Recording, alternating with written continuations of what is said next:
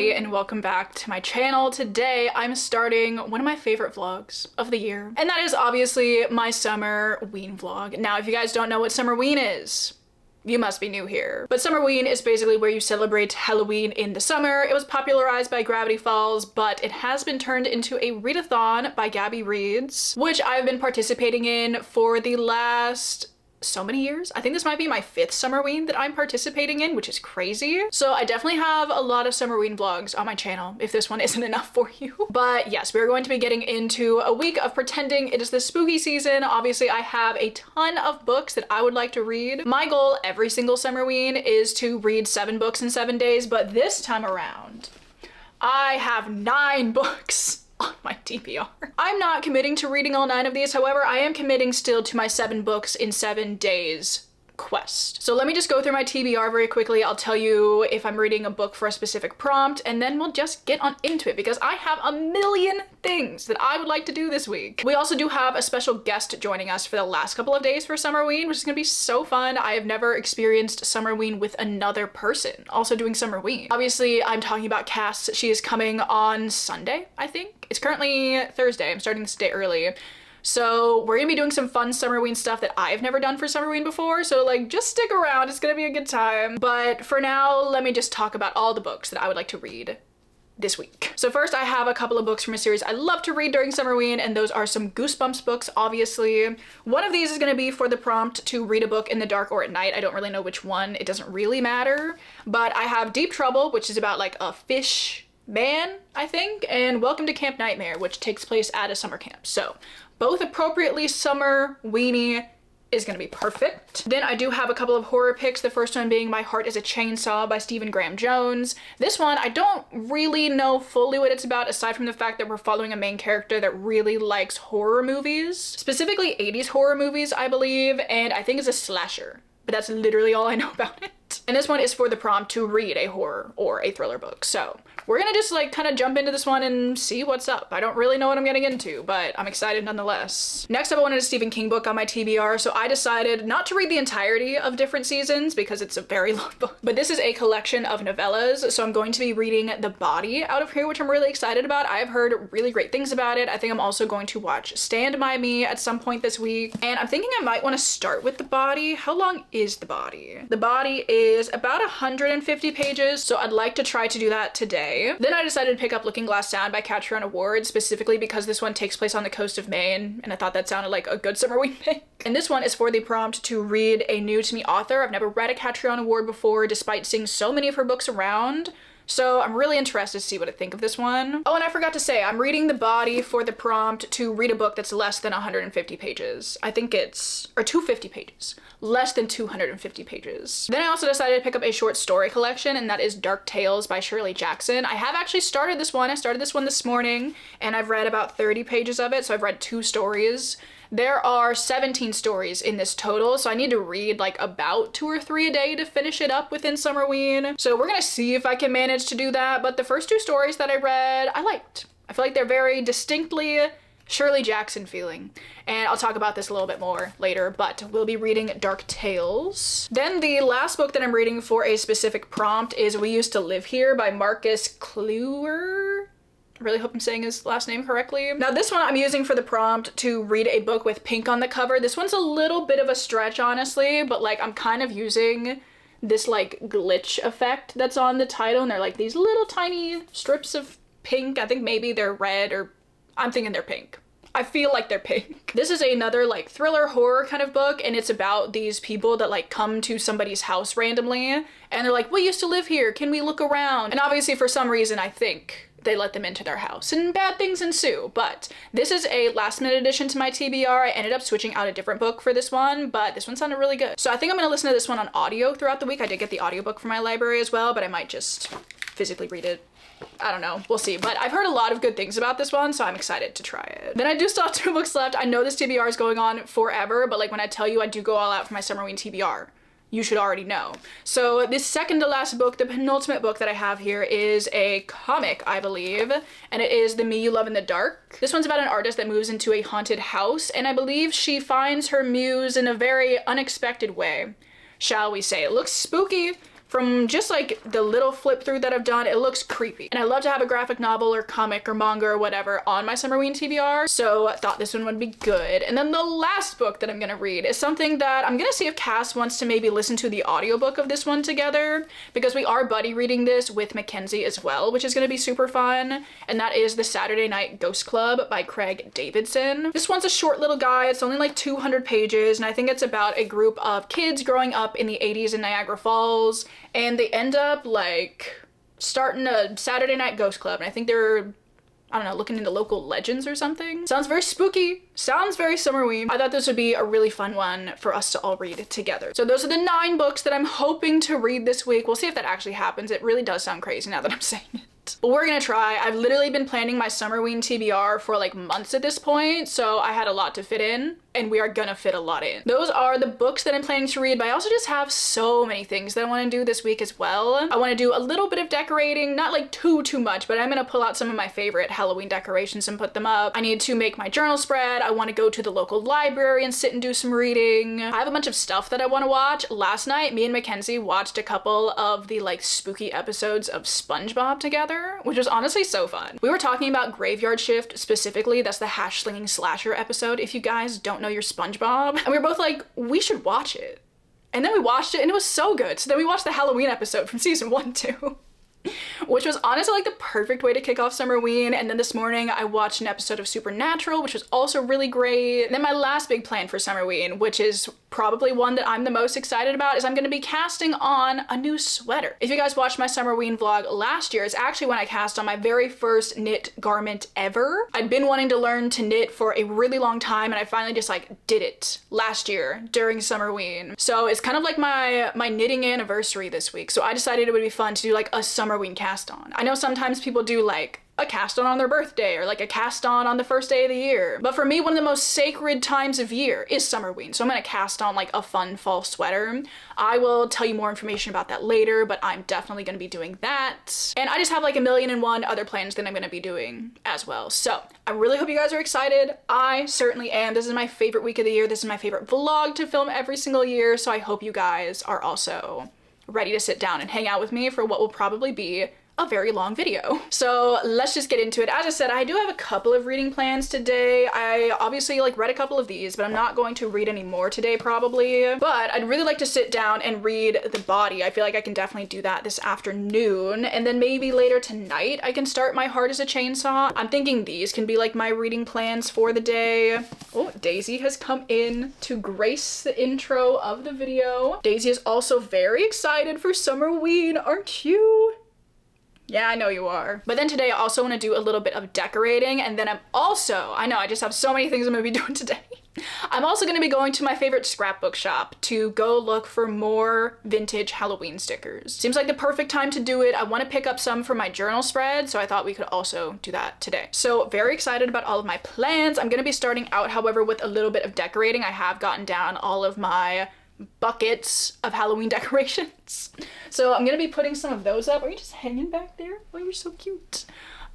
So let's just get into it. I really hope you guys enjoyed the video. I am so excited. I hope you enjoy. I hope you guys had the best Summerween if you participated, and I hope you enjoy the video.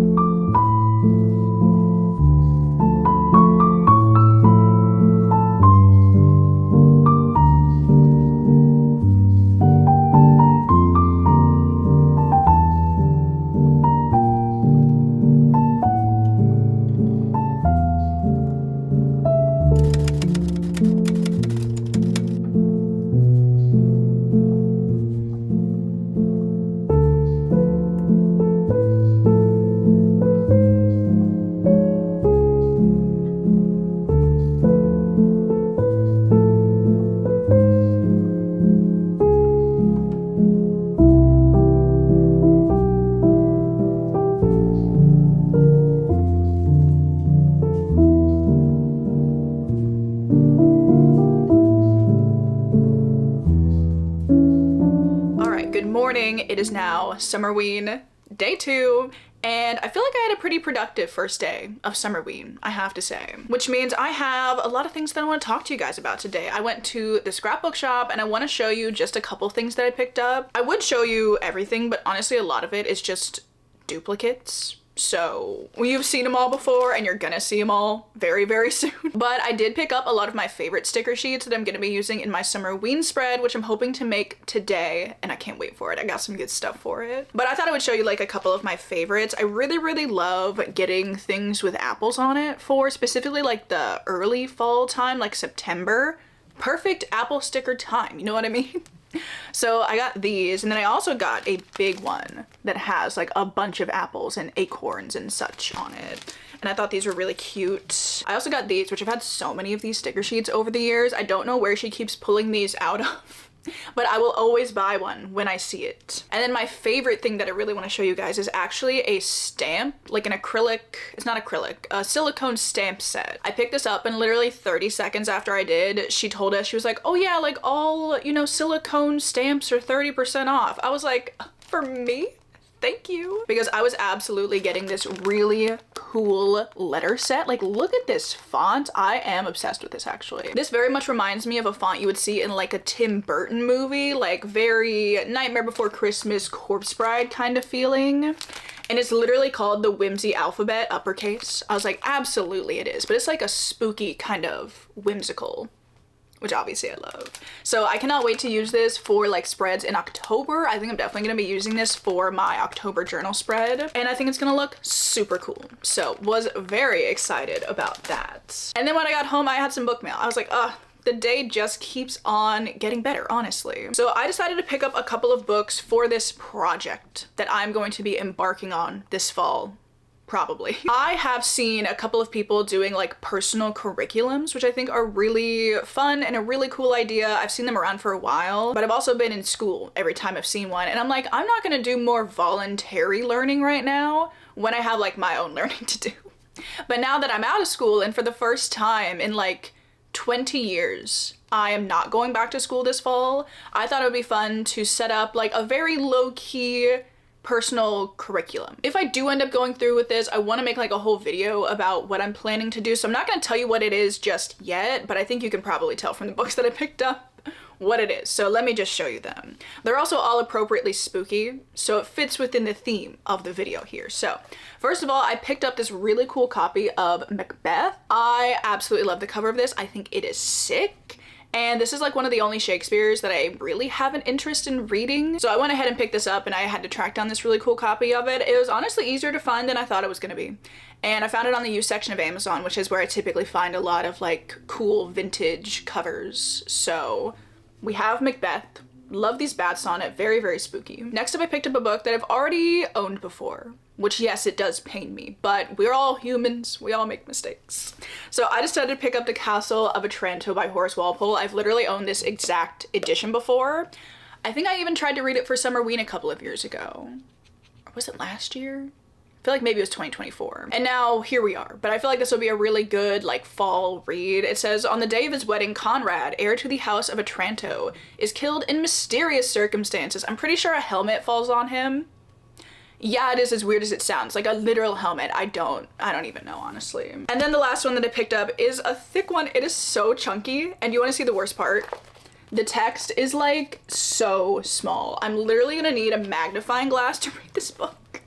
But I think it'll be fine, right? So I decided to pick up The Mysteries of Udolpho by Anne Radcliffe. I've always wanted to read some Radcliffe. I've always wanted to read some Anne Radcliffe. I believe it's the main character in Northanger Abbey. She really, really loves Anne Radcliffe. And I'm like, girl, I love that for you. I should read some Anne Radcliffe. So I decided to pick up this one. I believe it's set in a very like decrepit, crumbling castle that's falling into disrepair. And that's all I know about it, and that's all I need to know about it. So I will let you guys guess what I'm going for with my personal curriculum. I don't think it's hard to guess though. But I'm really excited about it. And I have like a bunch of other books that I want to read for this as well, but these are the 3 that I decided to pick up, and hopefully I'll actually do it. I feel like I'm gonna do it. You'll know if I do it, so don't worry. So that's all the stuff that I've picked up today, but let me give you guys a couple of reading updates because I have been doing some good reading, I would say. First of all, I did finish the entirety of The Body yesterday, and I think I liked it. I think it was okay. I think I was expecting to like it a little bit more than I did, but I feel like following 12-year-old boys around is always really tricky because they're all super annoying. They're also all just so mean to each other, and the way they talk is just awful. So even though I want to root for them, they'll go off and they'll say something stupid and I'm like, you ruined it. You just ruined it. But specifically in this book, we are following these four, they're like either 12 or 13-year-old boys, and they overhear from one of their older brothers one day that there is this body in the woods that nobody has found yet. And they do know who this body belongs to because on the news a couple of weeks ago, there was this story of this boy who was about their age that got hit by a train, and nobody has found the body yet. So now that they know whereabouts, where the body is, the four of them kind of take it upon themselves to find it. For what purpose and to what end? I literally don't know.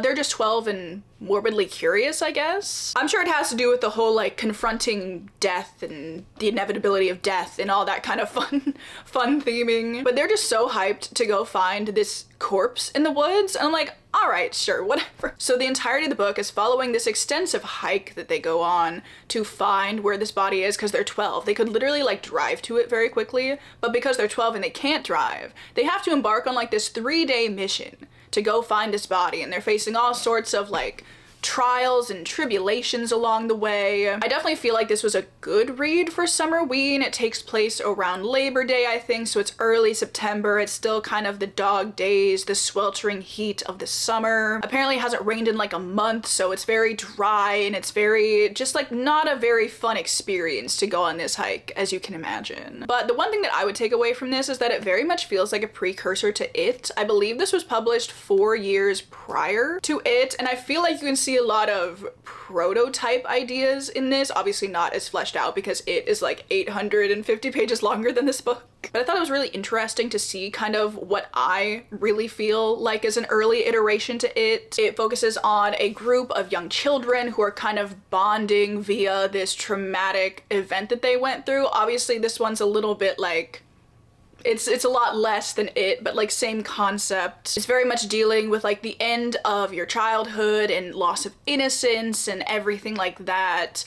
I would say like if you like one, read the other. I definitely feel like this one is more digestible than It. There's a lot of stuff that happens in It, but I really do feel like they're super similar. So I thought that was really interesting. But now that I finished this, I'm also very curious to see what Stand By Me is like, because I believe this is more so like the basis for the movie as opposed to like a one-for-one adaptation. At least that's what I'm picking up from the way that I've heard people talk about it, especially because the names have changed. I'm kind of wondering if we're gonna lean more into like this childhood friendship aspect of the book, because even though they are friends in this book, they don't really feel like they're that good of friends in this book. I would assume this is just how 12-year-old boys act. I've never been a 12-year-old boy, so like cannot attest to that. But I just feel like there's no loyalty. They're so mean to each other. They're always just like daring each other to do stupid shit because why not? And literally all of the situations, well, most of the situations that they got into in this book could have been avoided if they weren't just trying to not look like wimps, basically. I was like, this, I would not have survived in the 60s. I would not have survived as a 12-year-old boy. That is what I learned from this book. But overall, it was okay.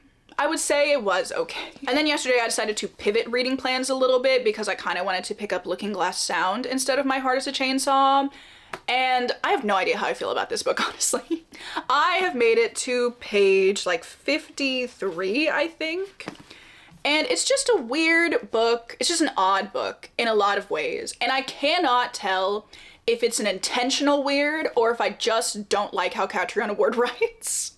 So honestly, I would have DNF'd it, but I feel like there are all of these reviews on the back of the book that say it's like this puzzle of a novel and it's mind-bending and it's like disturbing and beautiful. And I'm just like, that is not what I'm getting from the first 50 pages of this book. So I must stick it out a little bit more and see where we're going with this, because like the way the characters talk, the way they act, I'm just like, this is just odd. Like, does Catriona Ward just not know how to write teenagers, or is this a deliberate choice? I just don't know. But the first chapter, which is what that 50 pages kind of covered, is following, I believe, a younger point in our main character's life. I think the majority of this book is following our main character as he is older and coming back to this place. But the first chapter focuses on our main character Wilder when he is 16 in the summer of 1989, and he is going to this cottage off the coast of Maine with his parents, and there he ends up meeting these two other kids, Nat and Harper, and they kind of strike up an odd friendship dynamic, I would say. Literally on page 5, the first day that Wilder was there, he got in a fight with the other guy, Nat, because they were both in love with Harper, and I was like, You've been here for like 5 hours. What do you mean you're in love with her? They got in a fist fight over this. I'm like, is this how 16-year-olds act? Because like, I was 16 once. And again, this is not how I was acting. So it was just really weird. I feel like if that had happened, you know, like later into the summer, I really wouldn't have batted an eye at it. But because it was the first day, I was like, this is embarrassing, honestly. Like, I don't know if I can read this right now. But the thing that does interest me about this is we've heard about this kind of, he's not really a local legend. I'm pretty sure this actually happened. In the book, actually happened.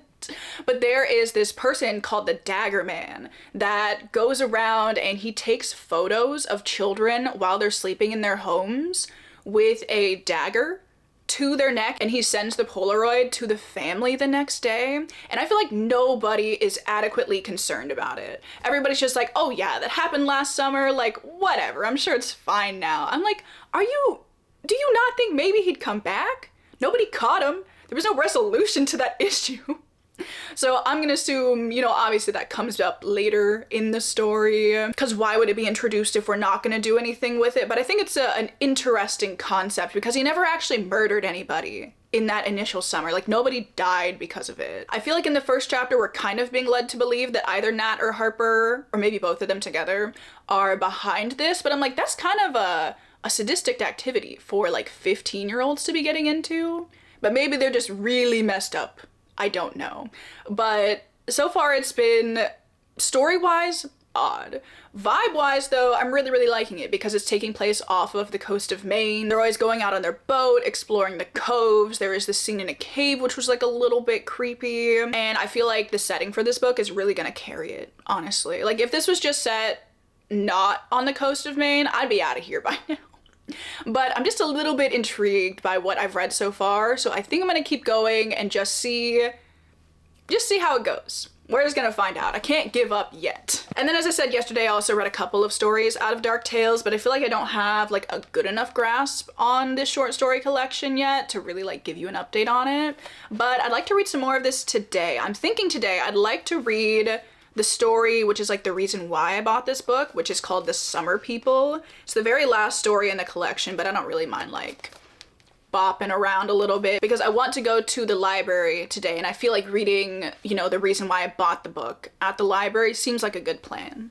I don't know, it just feels right. Yeah, I'm gonna go to the library this morning and do a little bit of reading, and this is the book that I'm gonna take. It just feels like the right kind of book to read at the library. Like, some short, digestible stories feel much better than like trying to jump into like a longer book right now. So those are kind of my plans for the morning. I'm gonna go to the library. I'm gonna make my summerween spread later today, which I am very excited about. So yeah, good reading on the first day. Definitely planning to do some good reading today as well. I'm thinking I'd like to try to finish Looking Glass Down today. That's kind of my goal. It's very like easy to read, so I feel like I can maybe do that. So we're just gonna find out. But happy day 2 of summerween. I will see you guys at the library.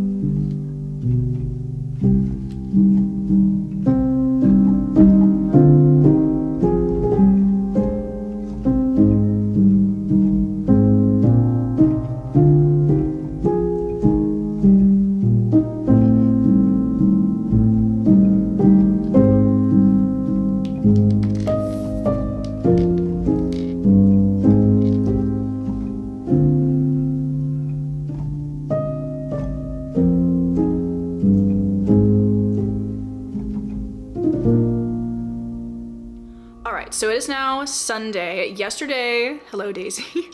Yesterday was the 4th of July. Stop showing your butt to everybody.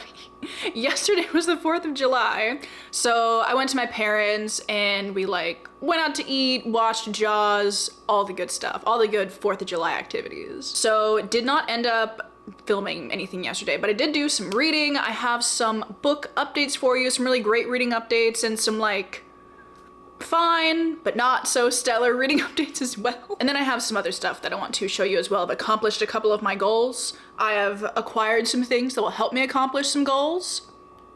So let's get into it. First of all, I think I want to give you guys my reading updates because I'm really excited about one of them and one of them I'm not as excited about.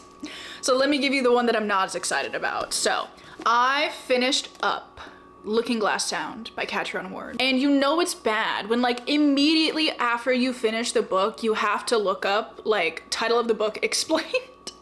And it was one of the top search results. My main beef with this book is the fact that it was so confusing. And I understand what the author was trying to go for, and I think conceptually it's cool. But I feel like we maybe were trying to do one too many things in this book. And I wish some of them would have worked out a bit better because again, I think it's a really great concept.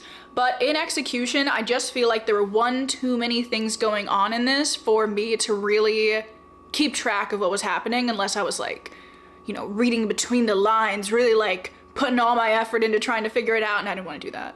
That is not the vibe right now. Oh my gosh, look at her, she's so cute.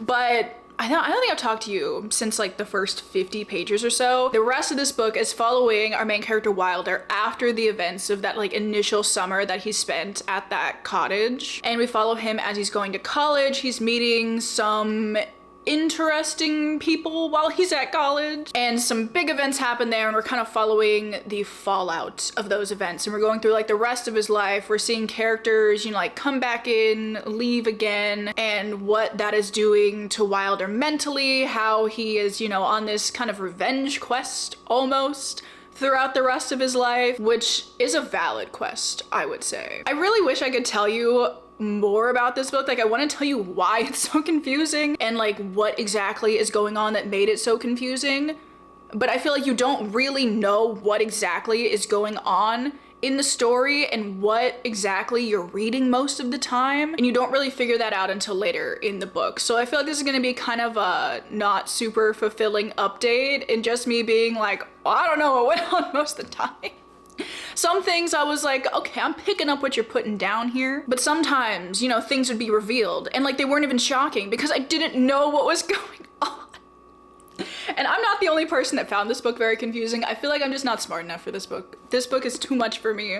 I don't know. I was not willing to put in the effort that this book was requiring of me because I dare say it was requiring too much effort for me to keep up with it. So in that, it was a little bit of a miss. I must say, there were some interesting things going on. Like, I was somewhat invested in what I was understanding of the plot, and there were some very interesting like plot twists throughout it. I liked the setting of it. Not all of it is set at the cottage in Maine, but a lot of it is. There are like some like semi creepy moments, but like for the most part, this book was a little bit of a miss for me. So I'd be kind of interested to maybe try something else from Catch Ground Award. I was looking through like some Reddit threads about this one, and some people were saying like, oh, her other books are better and like maybe a little bit less confusing. Would love to know if any of you guys have read this book and what you thought about it, because I just don't know about this one. I don't know, and that's all I have to say is that I don't know. So kind of a disappointing update, honestly, but you know what? I'm disappointed I didn't like it that much, so everyone's disappointed. But I have a better update because I have started another book which I'm really, really enjoying, and I will be finishing this one today because I actually have to finish this one today. Not because like I'm on like a timeline or anything, but like I just really want to finish it today. Like, it's good. So obviously I'm talking about the book that I just grabbed, which is We Used to Live Here by Marcus Kluwer. This book is so creepy so far, but it's so good. Honestly, I went into it expecting, I guess, like maybe more of a thriller kind of vibe, but there have been some scenes that I was like, I can't do this right now. I started it last night. It was like, you know, 8 or 9 o'clock when I started it. And not the time for me to be reading this book, honestly, because there were like, again, some scenes that came up. I was listening to the audiobook of this. I was like, I gotta take the headphones off. Having the headphones on, I'm like, I'm too into the story right now. I need a moment. Because it was so creepy. Oh my gosh. I was like, I gotta go turn some lights on. I was kind of sitting in here with, you know, not like some lamps on. It wasn't like pitch black, but I was still like scared. I was like, no. But honestly, I'm having such a fun time with it, and I don't really reach for horror books a lot, let alone like horror books that actually scare me. And that's not because I'm like super strong and unscarable. It's more so because that's not typically the kind of horror that I go for. So I'm not really scared a whole lot when I'm reading because that's not what I'm going for. But like with this one, especially because I didn't realize it was gonna be like that scary. It's more so like creepy than it is scary. So when I got to those moments, I was like, oh, I hate it, but I also love it. Like, it's so fun, especially for like summerween. I want something that's gonna scare me a little bit. And this book is definitely doing that. So I've basically told you the general premise of this book, but we're following our main character Eve and her partner who recently moved into this, I'm just gonna assume it's a stunning Victorian house because every Victorian house is stunning in my eyes. But they're moving into this new house that's like kind of secluded on this mountain in Oregon somewhere. And they're there to basically like renovate it, potentially flip it, demolish it, which like maybe you shouldn't be doing that. Honestly, I have personal beef with house flippers because most of the time the house looks worse than when it started. Like if they go into a beautiful Victorian mansion and then gut it and like make everything beige, oh, don't get me started. There are also a lot of other implications when it comes to like house flippers in the housing market. I can't get into it right now, it's gonna make me mad. But they've moved into this house, they've been there for like a month or whatever, and one night when Eve is there alone, she hears a knock on the door, and it is this family that has shown up, and the dad's like, hey, I used to live here, can I have a look around? And because Eve has literally no backbone, one of like the main character flaw she has is that she cannot tell people no, which is so infuriating because there's so many scenes where like obviously this family overstays its welcome, but there's so many scenes where they're like overstepping and staying too long and all of this where I'm like, girl, just yell at them to get the fuck out, and she won't do it. But this family comes in to, you know, look around, and basically like they don't want to leave. Like there's always a reason as to why they can't leave. They're like, oh, I can't find my child. Oh, it started to snow. Oh, the bridge is closed. I'm like, yeah, okay. But while this family is staying there and, you know, Eve is kind of forced to look around the house a little bit more, she starts to notice things. She's starting to notice some weird stuff about the house, some weird things that may be in the house, and I think I might leave it there for like what I want to tell you about this book, because I didn't really know that much going into it, and I feel like it's been so much more fun that way because like none of this is really what I was expecting. But it's super interesting, and it just like cements why I love haunted house stories. Like this isn't exactly a haunted house story, like there's much more to it that I'm starting to like put together as we're getting more and more of the story. But the house really is starting to feel like its own character within this story, which I love that. Oh my gosh. Like I love a malevolent, seemingly sentient house. Like it's always a good basis, always a good setting for a story. It's always gonna be a win in my book. But I love the things that are going on in this house. It kind of has a little bit of a sordid past almost. Eve has ventured outside of the house a little bit to like go to a neighbor's house and use their phone, or like she ran into the woods at one point. And there are some other weird houses in the area, and I just love everything that's coming together in regards to that, and it's making me super excited to read the last chunk of this book. I don't even think I told you how far into this I am. I am 185 pages into it, so like a bit over halfway through it, so I am gonna be finishing it up today. I must finish it up today. I need to know like what's going on, because obviously like this family's weird, this house is weird, everything that's going on is weird, and I want to know what's going on. So I think, against my better judgment, that I want to wait until it gets dark tonight to finish up this book, because I want to be scared. Like as much as I don't want to be scared, I do want to be scared. So I feel like that's the perfect time to finish up the rest of this book. Like it won't count for my read a book in the dark because I've been listening to a bunch of this like today as I've been cleaning and doing whatever, but just for like my own personal enjoyment, I want to read the rest of this when it gets dark tonight. Also, I really like how this book is told. So you get like the normal story, obviously, but then you also get these kind of chapters that are roughly in between every single chapter that are seemingly like a collection of, I don't know, like case notes or something. They all look like this, and they all kind of like pertain to a bunch of stuff that doesn't seem relevant in the slightest, but obviously it's gonna be relevant eventually. Like some of it does make sense. Some of it is talking about stuff that pertains to the house, but some of it is bringing up like seemingly kind of unrelated stuff that comes up a little bit later, which I think is really cool. Although I must say, like those parts of the audiobook, because I have been listening to this on audio, those parts of the audiobook are low-key kind of creepy. Not because of the like contents of them, but at the end of those, there's like this swell of like creepy music, and like it gets a little bit loud. And the first time it happened, it scared the hell out of me, because I was like, why? Like, why does it have to sound like that? Every time the audiobook does that, it low-key fills me with like a little bit of dread. I'm like, ooh, like I hate it. Love it, but like I hate it a little bit. So this has just been great so far. Honestly, I've been having the best time. It's so unsettling. You've been getting a little bit of a glimpse into what like the true horror elements are gonna be. And I cannot wait for more of them, honestly. Like, it's just like this slow build throughout the book to something. Like, you're getting like little bits of information along the way, and I cannot wait to see what exactly is going on, because like there's some weird stuff in here for sure. It makes me want to read House of Leaves, but that is quite the undertaking, honestly. But the house in this one very much reminds me of how I've heard the house described in House of Leaves, and like I'm really liking this one, so I'm like, I feel like at some point I should probably read House of Leaves. It seems like a challenge for sure, but it does seem like the kind of book that I would probably enjoy. So thoughts and opinions on that, let me know. Should I read it? It's really long, and like the way that it's written is so confusing.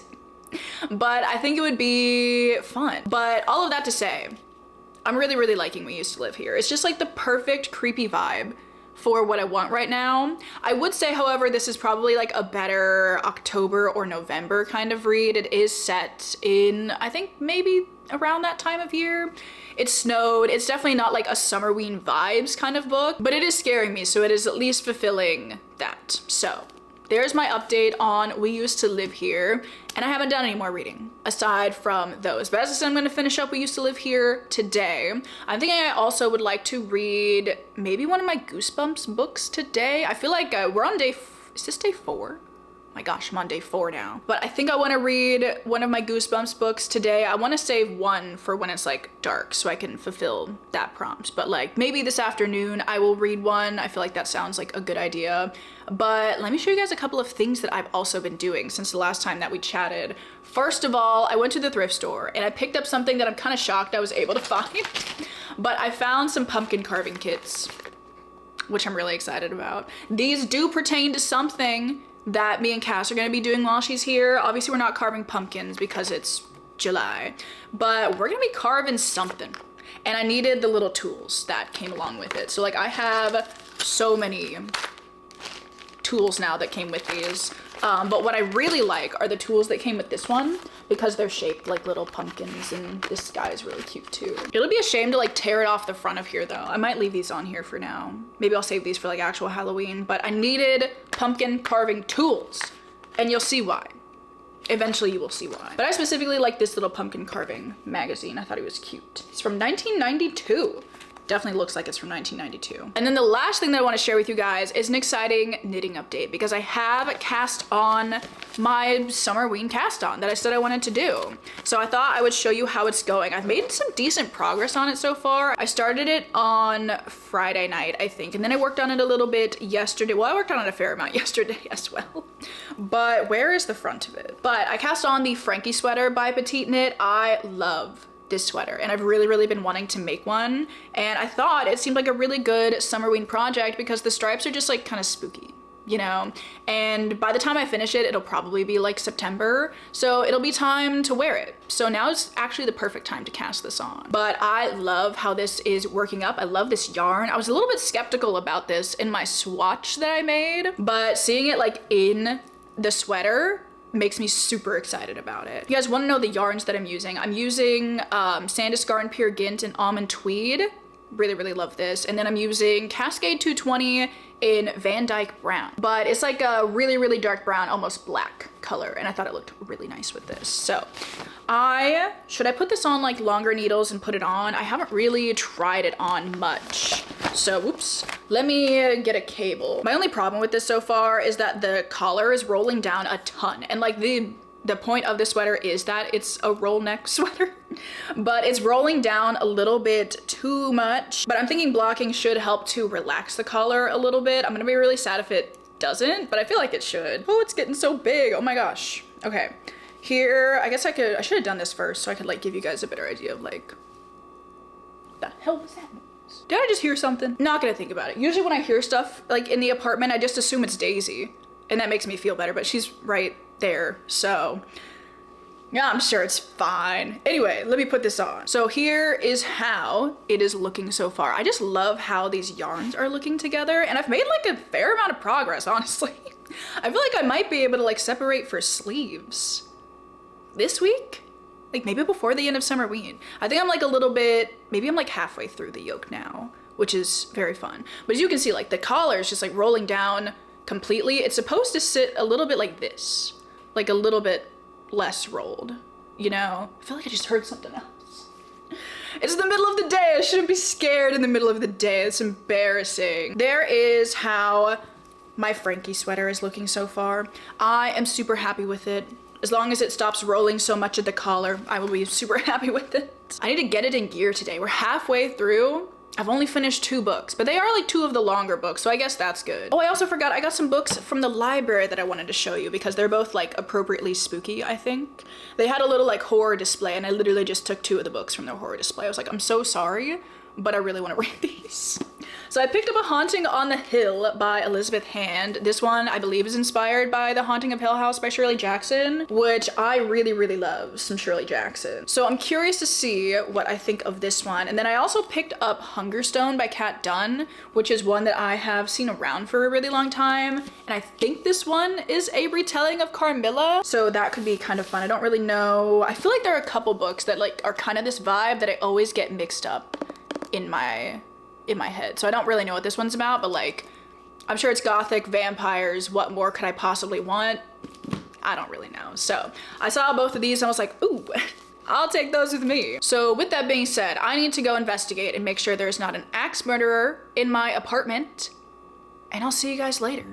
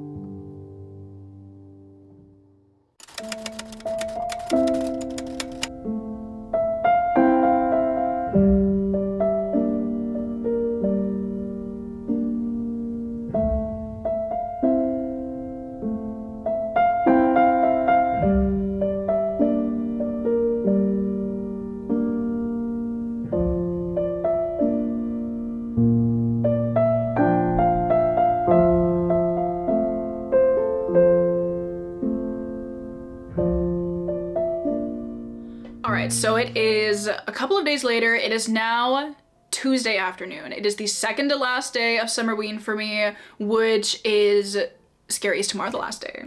Hang on, is tomorrow the last day? Oh my gosh, tomorrow might be the last day. Guys, I have so much reading I need to do before the end of today and tomorrow. I have finished 4 books now, which is good. I'm about to give you guys some reading updates. I'll tell you what I've been up to, but I have 3 more books to finish today and tomorrow, and we're like halfway through the day. But you know, the other books that I'm gonna finish, they're pretty short, aside from one of them that I'm really hoping I can also finish, but it might have to just not happen. We're gonna find out. I'm gonna try my hardest. But I've been a little bit preoccupied because Cass is not here. She's currently taking a nap, so she's not like here, but she's in the vicinity, you know? So I've been hanging out with her, doing some fun stuff. We went kayaking this morning.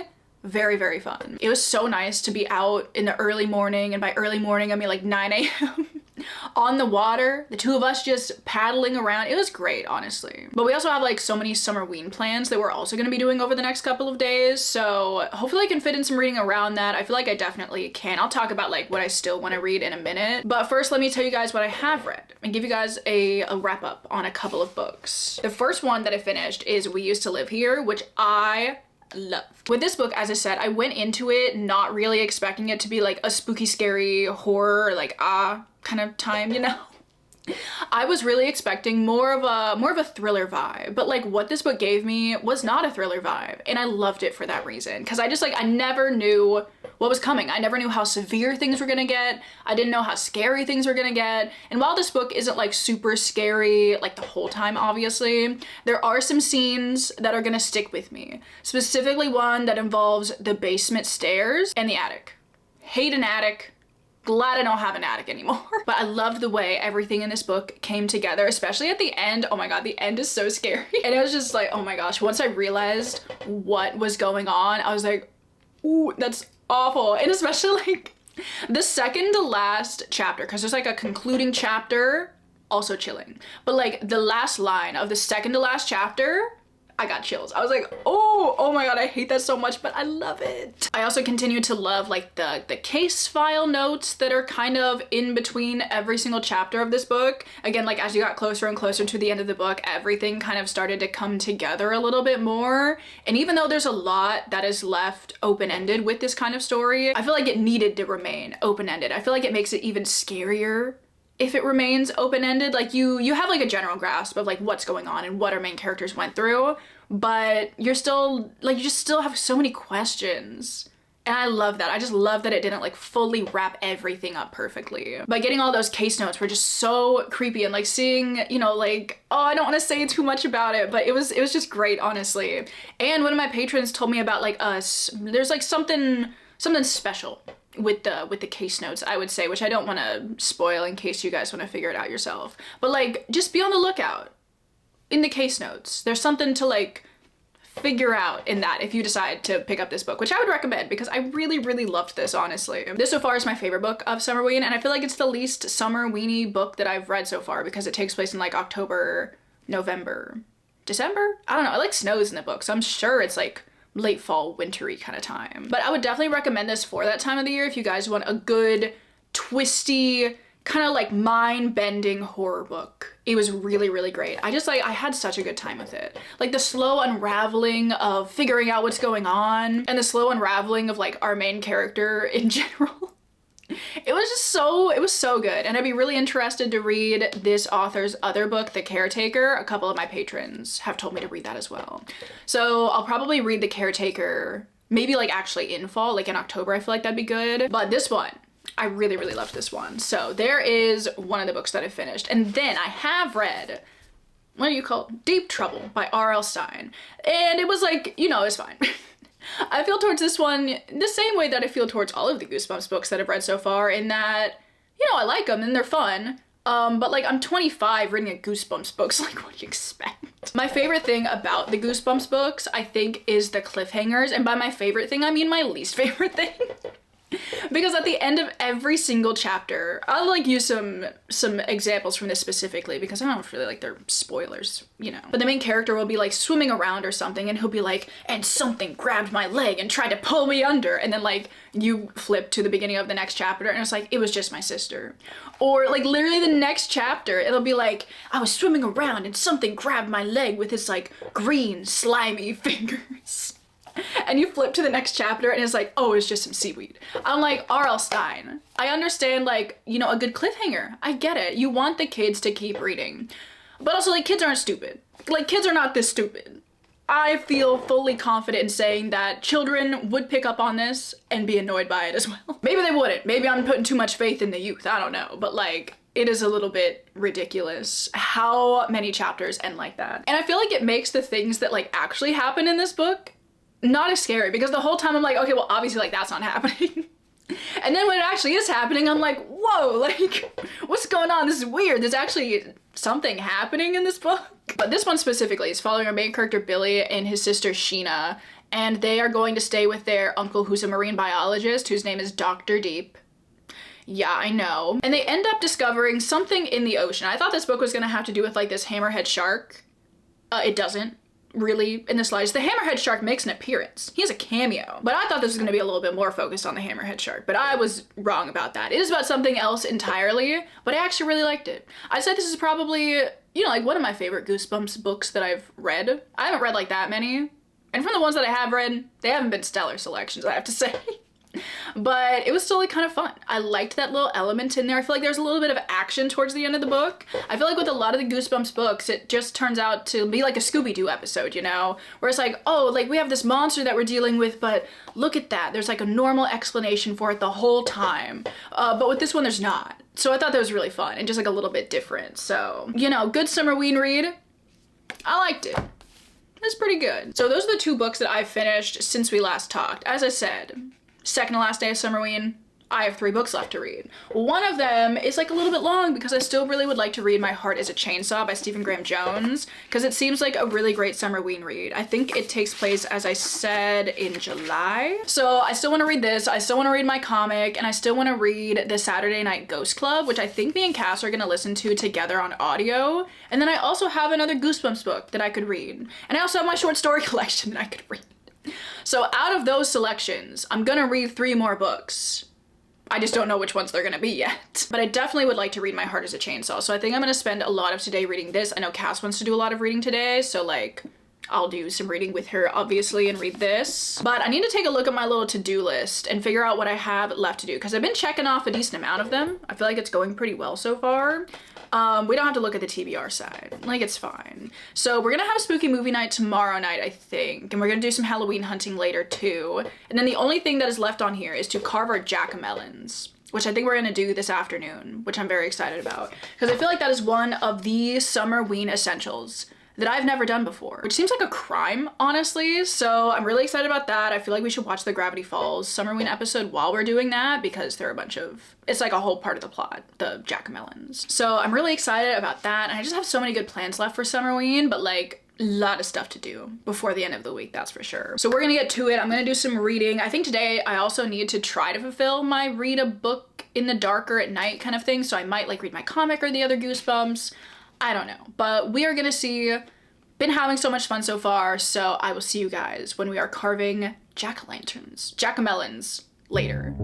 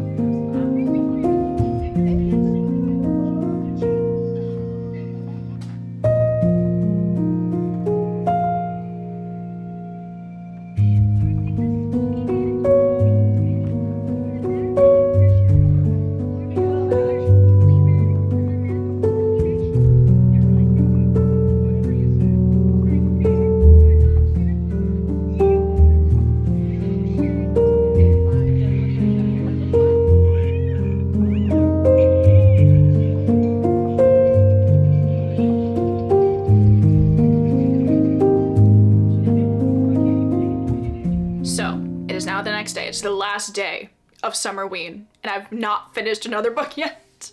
I still, have I only finished 3? We're at 4, right?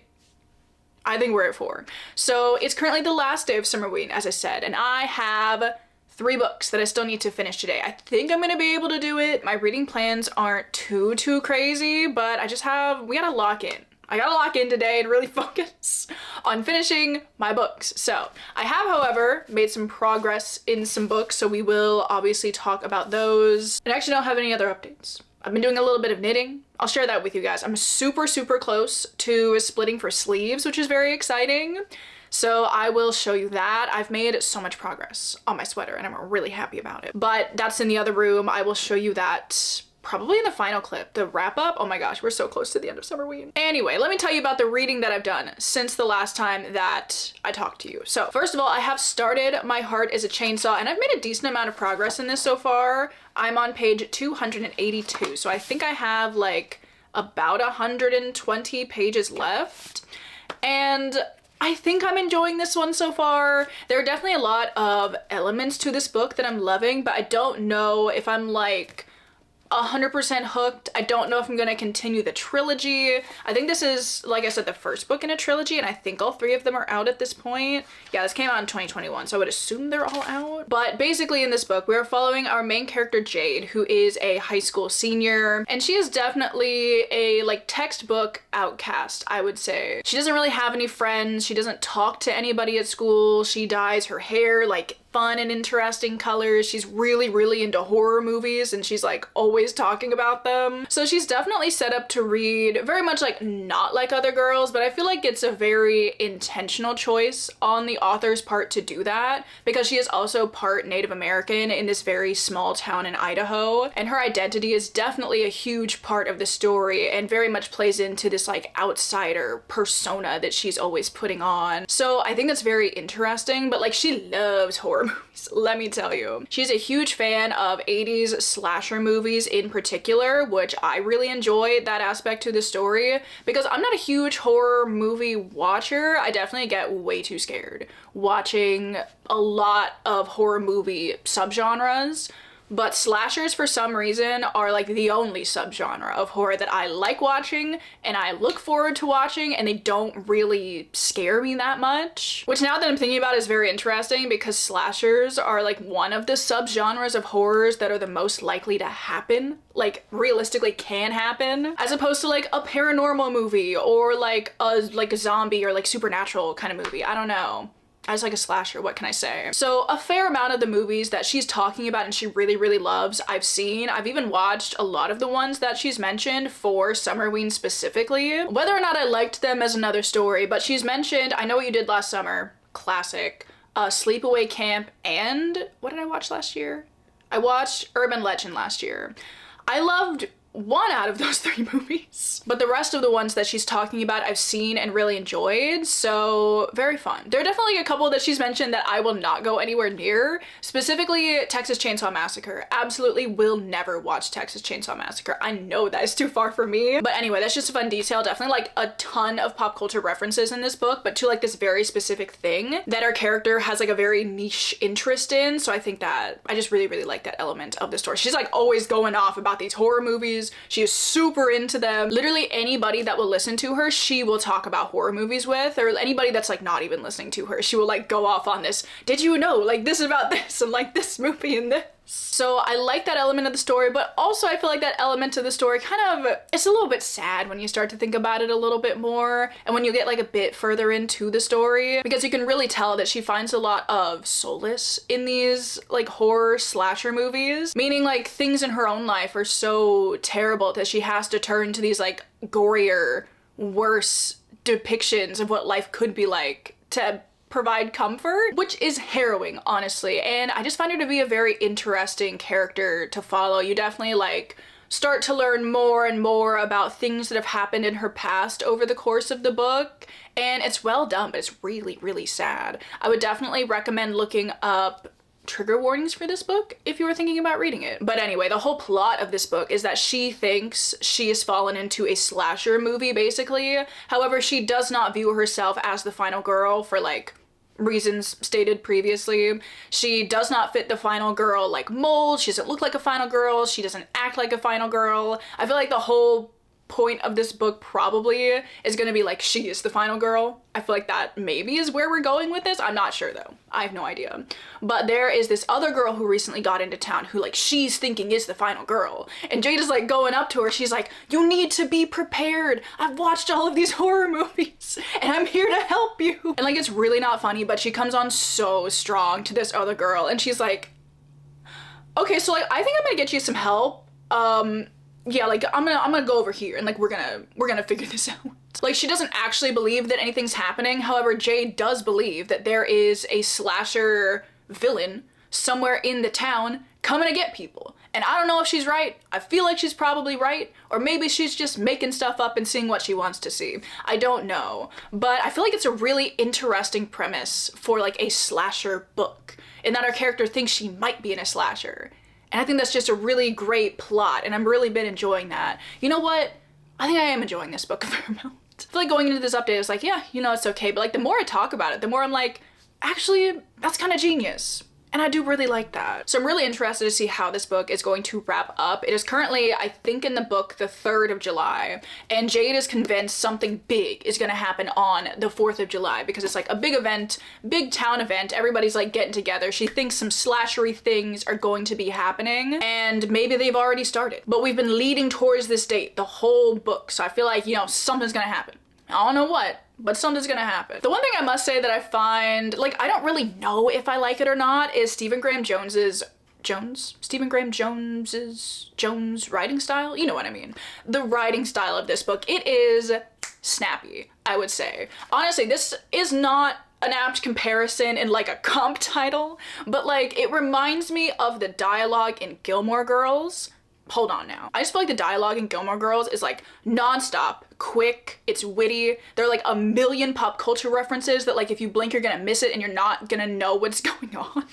And I feel like the writing of this book feels like that. I don't know if that is an apt comparison for anybody else. But Jade's like inner monologue specifically and just like the writing in general is always like it's witty, it's quick. There are all of these small pop culture references in it that are also just like very witty and relevant to what's going on. And it's just a very interesting, like packed writing style. I don't really know how to describe it, but I've never quite experienced writing like this before. And it is interesting. It definitely like, it keeps you engaged. It kind of keeps me on my toes, honestly. So I can't really tell if I like it or not. It's just like, it's just happening, you know? But yeah, like I said, I'm excited to finish this up. I will be doing that today. And this book has actually influenced the spooky movie night that me and Cass are going to be doing tonight. Initially, I had a different movie picked out that we're gonna watch, but I feel like in honor of this book, I need to continue my summerween tradition and watch a slasher. Initially, we were gonna watch The Lost Boys, I think I had decided on, but I'm actually thinking now I want to watch the Friday the 13th remake that has Jared Padalecki in it, because me and Cass have been watching some episodes of Supernatural and she says she's not a fan, but I saw her eyes glued to that screen. I know she wanted to know about that spooky truck from that one episode. So I thought it would be fun to watch the Friday the 13th remake with like one of the, you know, stars from Supernatural in it. I have seen the original Friday the 13th. It's been a long time though. I feel like maybe I should do like a rewatch of all of these slashers this October because I watched like a bunch of the really popular ones maybe back in October of 2020. It was so fun. I'd never seen any of them before and it was just like I had so many in front of me. It was great. But it's been like 6 years almost now since I watched all of those. So I feel like I need to rewatch Friday the 13th, Halloween, Nightmare on Elm Street. Scream I've watched a couple times since then because obviously I really like Scream, but I should watch like the sequels again. I feel like that'd be really fun for Halloween. So this book has been inspiring me, it really has. And maybe I'll try to find some new slashers to watch as well. But for now, I thought it'd be interesting to watch a Friday the 13th remake. I have no idea if it's good or not. Considering it's like available on one of those like free movie streaming platforms, I don't know. But we're gonna find out. And it just has an actor that I like in it, so there we go. That is how My Heart is a Chainsaw is going, but I have also started another book very briefly. I'm not super far into it, but me and Cass are gonna be finishing this one today because we did start listening to the audiobook of it together, and that is The Saturday Night Ghost Club by Craig Davidson. We haven't made it very far into this book. We're literally only on page like 32 at this point, but I think I'm liking it. I'll give you like a better update once I've finished it, but we're basically following our main character Jake. And he is growing up in the 80s in Niagara Falls. And I think he's kind of telling this story at a later point in his life when he's like a brain surgeon or something. The very first page of this book was all about like the texture of the human brain. But I think we're going back to the summer when he was 12 years old. And so far we've just been learning a little bit about like his home life. We've been learning about his uncle Cal, who is a very interesting character. He owns this like small occult shop in Niagara Falls. He's kind of like a conspiracy theorist. He like believes in urban legends, probably cryptids, that kind of vibe. And I feel like Jake is gonna get like a little bit entwined into that as well. And I feel like that specifically is the perfect vibe for Summerween. Like local legends, local folklore, cryptids, big fan, honestly. But that's all I really know about it so far, so that is all I will tell you about it so far. But I'm gonna be finishing this up today as well. We're gonna listen to the rest of this on audio, probably right after I finish filming this update. So these are the couple of reading updates that I have for you right now. As I said, I'm gonna finish these 2 books today, and then I need to finish 1 more. And it's either gonna be my Goosebumps or my comic that I picked up. I don't know. That is everything that I have for you guys for this update. Last day of Summerween. It's already 2:30 in the afternoon. Oh my gosh. So we gotta get going. We gotta get spooky. And I'll see you guys later.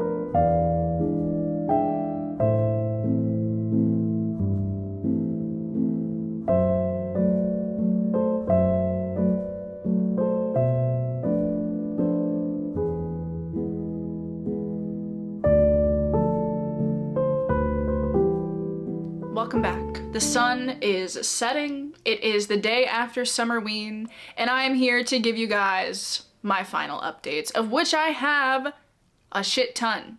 No lie. I have a bunch of reading updates, I have a knitting update, I just have like final thoughts and everything to give you guys.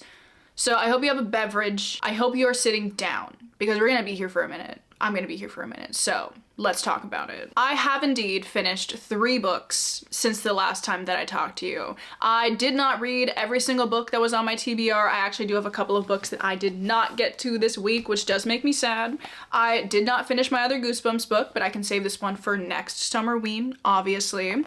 And I did not end up making it very far in Dark Tales by Shirley Jackson, which I probably could have predicted this, honestly, because me and short story collections never get them done in a timely manner.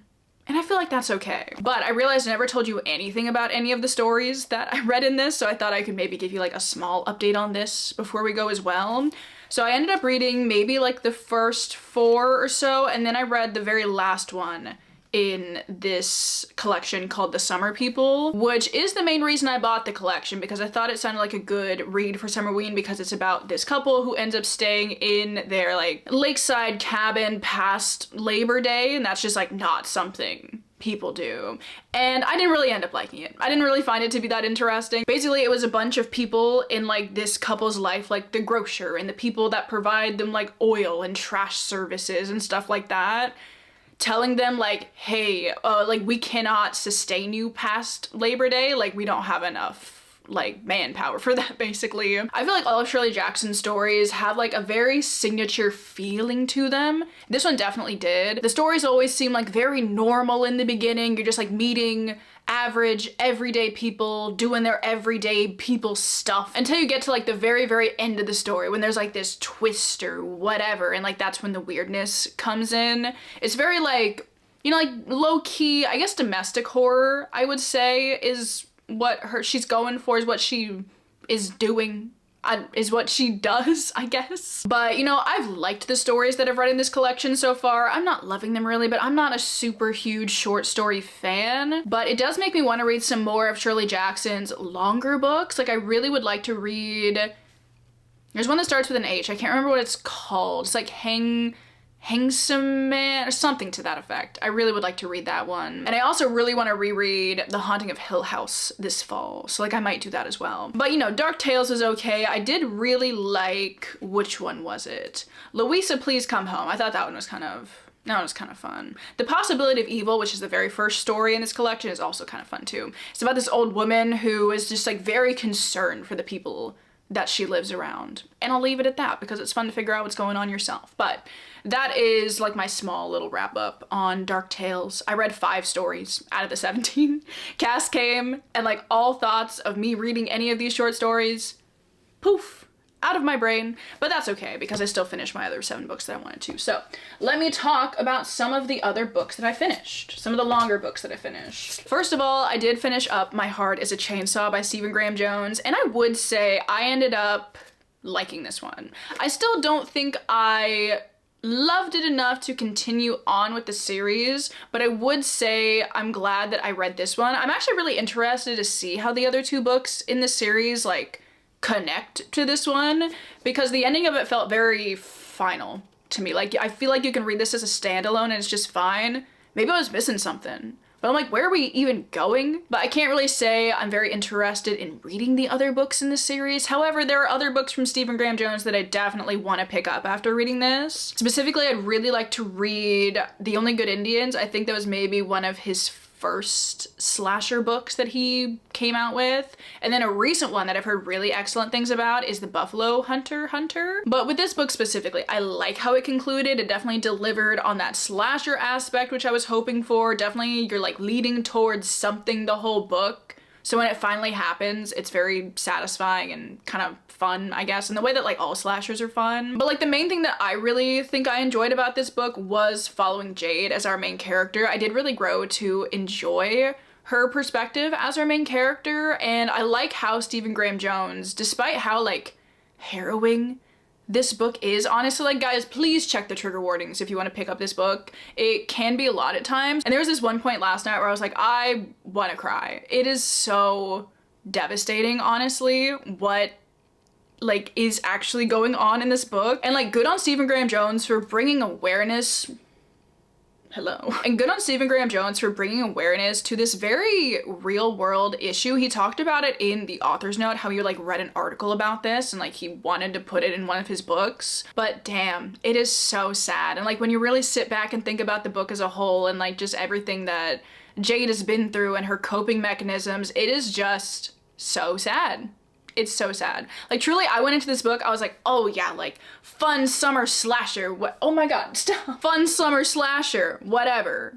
Like it is that, but like it's really not that. It's very much like a character exploration with like horror and slasher movies as a catalyst almost, which I thought was really interesting. So not the light fun read I was thinking it was, but still a good book that I'm glad that I have read and experienced. So there's that. I liked it. I thought it was good. Then the next book that I finished, yeah, I have like 3 other books that I finished, so we have a lot to talk about. Me and Cass did sit down and listen to the entirety of the audiobook for the Saturday Night Ghost Club, and like, I kind of liked it. Yes? Are you gonna come say hello? Yeah? Hi, Miss Daisy. Oh. I kind of like the Saturday Night Ghost Club. This was definitely more than I was expecting it to be, and the ending was also like very sad and harrowing, honestly.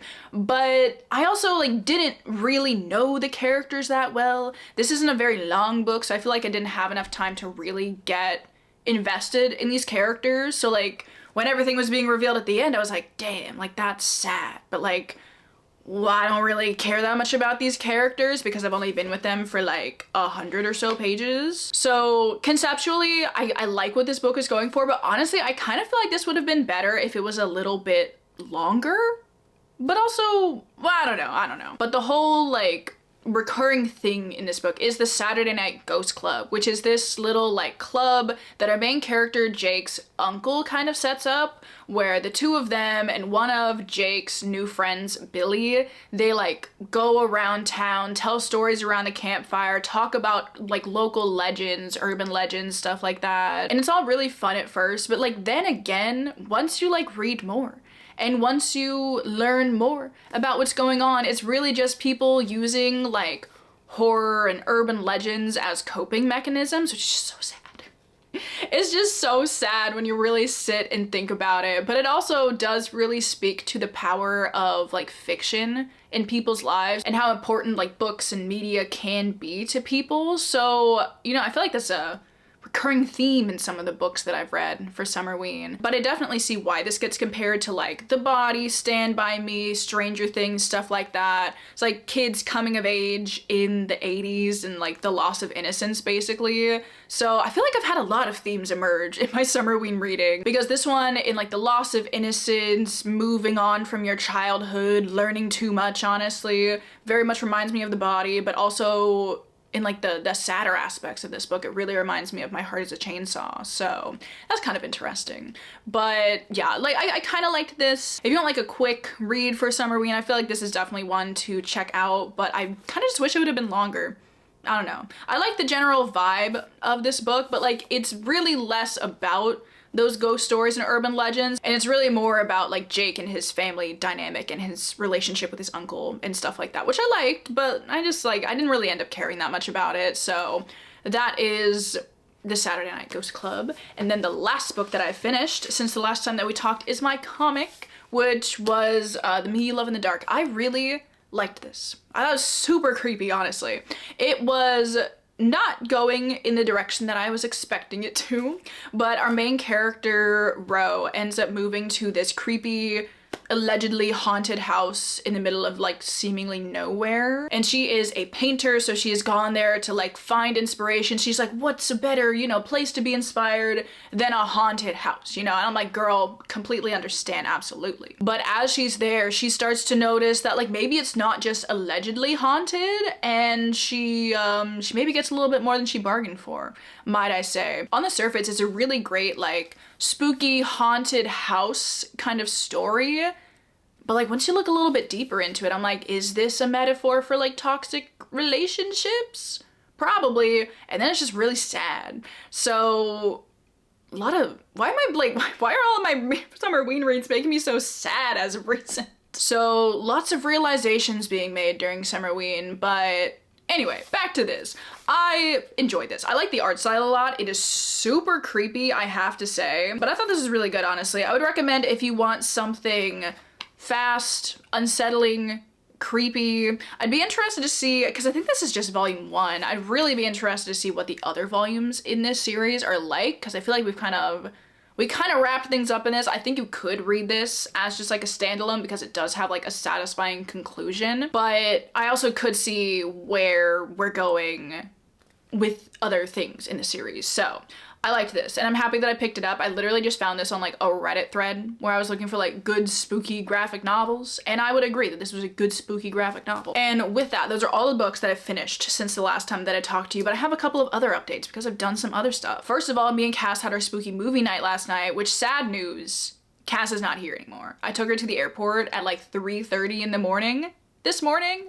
I still have not recovered from being up that early, but Cass is no longer with me, which it makes me very sad because I've been having such a fun summerween with her. Doing summerween with somebody, super fun. Like, we've done all the fun summerween things and I'm so sad she's gone. But we had our last night of summerween spooky movie night last night. And after the couple of duds that I've had over the past like couple of summerweens, I finally found a movie that I enjoyed.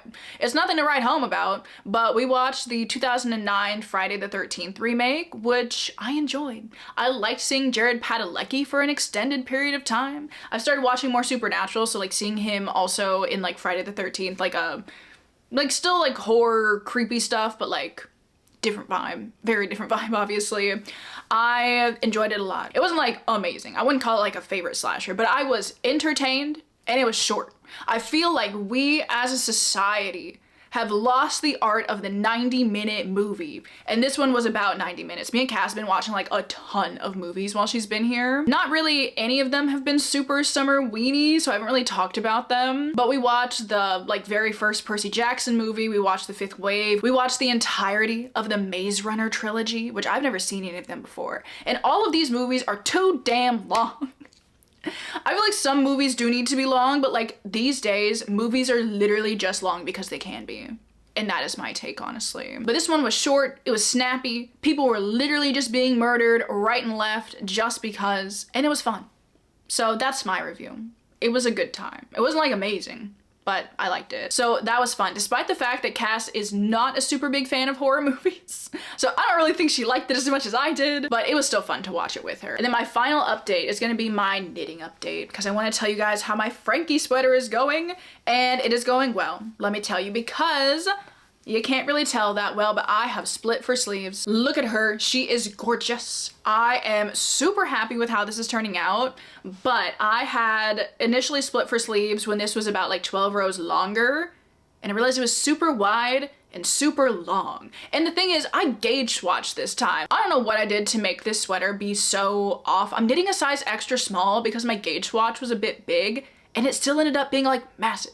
I really wanted this to be like a bit more like form-fitting than my other sweaters, and it's not really gonna be that, I don't think, but I don't know, I had to undo like 12 rows off of this thing. Like, I had separated for sleeves, tried it on, I was like, oh, this isn't looking good. So I had to like undo a bunch of stuff and like re-separate for sleeves. So like it was a whole thing. But this yarn was kind of expensive, so like we gotta make it as perfect as we possibly can. But I think it's looking really, really good now. I think I'm gonna give it a little mid-project block because I do need to like give my poor wrists a break because I've been doing so much knitting this week. I feel like I've made so much progress on this in just like a week.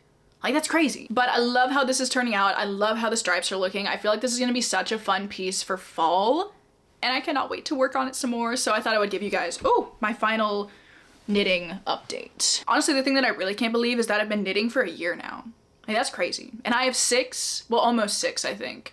Almost 6 finished garments, which is super fun, and I love them all. So hopefully this will be another great addition to my wardrobe for fall, but I thought I'd give you a little final update on that. Anyway, with those updates done, we've reached the end of the vlog. Obviously, I quickly want to give you guys a little bit of a recap of everything that I read because I did read 7 books this week, and obviously I want to like rank them for you. Give me a sec to figure out what my ranking is, and then I'll go through them. All right, we're gonna go through the 7 books in order of like my least favorite to my favorite. So first of all, this week I finished up Looking Glass Sound, still just a confusing book. I like what we were going for here, but like not my personal favorite. Then I have the Saturday Night Ghost Club. It did not offend me in any way, but I just didn't really connect to it in the way that I feel like I probably should have to adequately enjoy this book. Then I have Deep Trouble by R.L. Stine. This one, you know, like again, good summerween book. Actually, excellent summerween book, I would say. If you want a good summery Goosebumps book, I feel like this is definitely the one. It's got a lot more action than the other Goosebumps books that I've read, and I thought it was fun.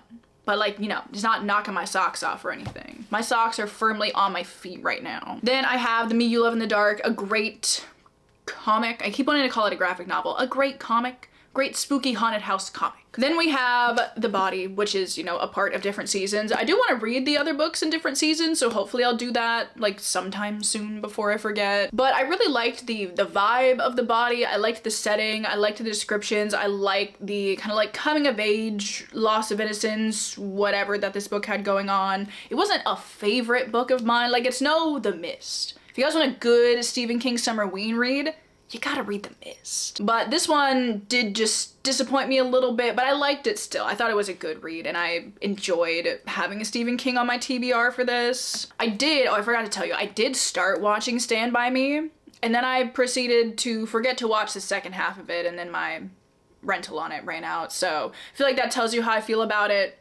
I feel like I should go finish it at some point. I just wasn't like in it, you know? I like the setting, I like the vibe, but like, it's just not a story that's gonna pull me in as much as I want to. If I want to read a book like this, or watch a movie like this, I'd like go watch It instead. Because I love the It movies. The ones from 2019, are they both from 2019? The ones from around that time. Love them. Never seen the 90s miniseries though. I don't know if I'll ever do that. Now that I'm talking about it, I feel like I should move The Body down. I feel like I'm gonna move it down under The Me You Love in the Dark and Deep Trouble. And then at number 2, I have My Heart is a Chainsaw. I just like, generally I enjoyed this one. That was a really good read. I already talked about it. And then finally, my favorite book of the week was We Used to Live Here by Marcus Kluwer. Excellent, spooky, eerie. Please read this fall. It's a great fall read, I'd say. Literally the least summer weenie book that I picked, but it was so good. And I cannot wait to read more from Marcus Kluwer, which I'm definitely planning on doing. So that is the end of my video. I really, really hope you guys enjoyed my Summerween vlog this year. As I've said many times, Summerween is one of my favorite weeks of the year. And this is my favorite vlog, honestly, that I get to film every single year. Like, it's fun to film like my fall vlogs and stuff, but something about Summerween, she's just different. So I really hope you guys enjoyed. I've just had the best time doing all of the spooky, slashery, summery stuff this week, so I really, really hope you enjoyed. Obviously, I would love to know down below, did you guys partake in Summerween? I would love to know any of the books that you guys read. Do you have any Summerween recs for me that I should read next year? Because obviously, I'm gonna be doing Summerween again next year. Before we go, I do also want to thank Gabby so much for always hosting the best Summerween. It is thanks to her that I'm aware of what Summerween is, and she's always putting on this super fun readathon every single summer, which I absolutely love. I think I fulfilled all of the prompts. Honestly, I kind of lost track and I forgot to talk about them, but we'll just assume I did them all. Yeah, it's fine. But with that, I'm gonna let you guys go. Again, thank you so much for watching. I hope you're all having the spookiest Monday, or whatever date it is that you're watching this video, and I will see you all in my next one. We are unfortunately going back to the dog days of summer, but fall is just around the corner, and I'm so excited. So yeah, I will see you guys in my next video. Bye!